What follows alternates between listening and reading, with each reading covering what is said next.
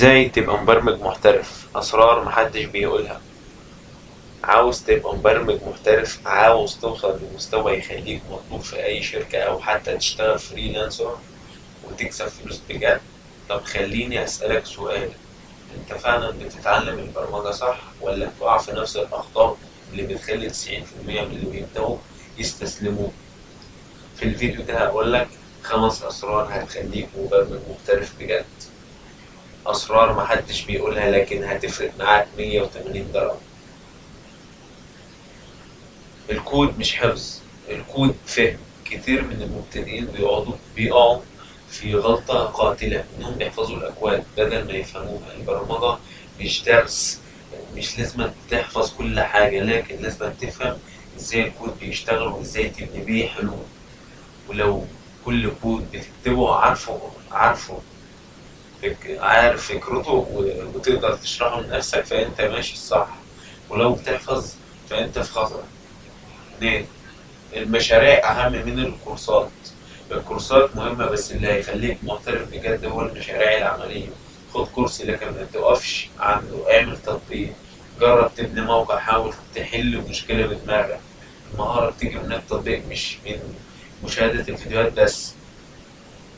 اتعلم ازاي تدور على الحلول. المبرمج المحترف مش اللي حافظ كل حاجة. المبرمج المحترف هو اللي بيعرف يدور على الحلول. جوجل وستاك اوفر فلو هم اصحابك.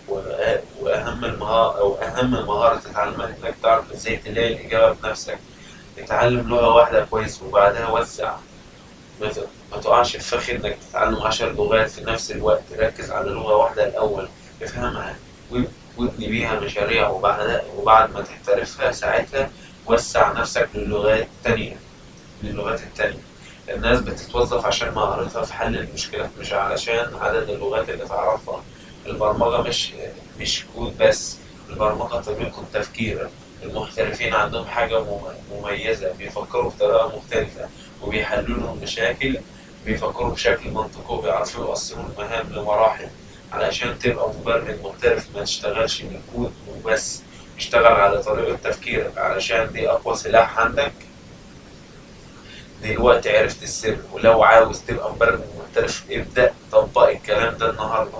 ما تخليش الكورسات تسرق وقتك، ما تحفظش الكود وابني مشاريع بدماغك. قول لي في الكومنتات اكتر حاجة كانت بتوفقك وانت بتتعلم البرمجة، وهتبدأ بايه النهارده. وابدأ النهارده واصنع مستقبلك.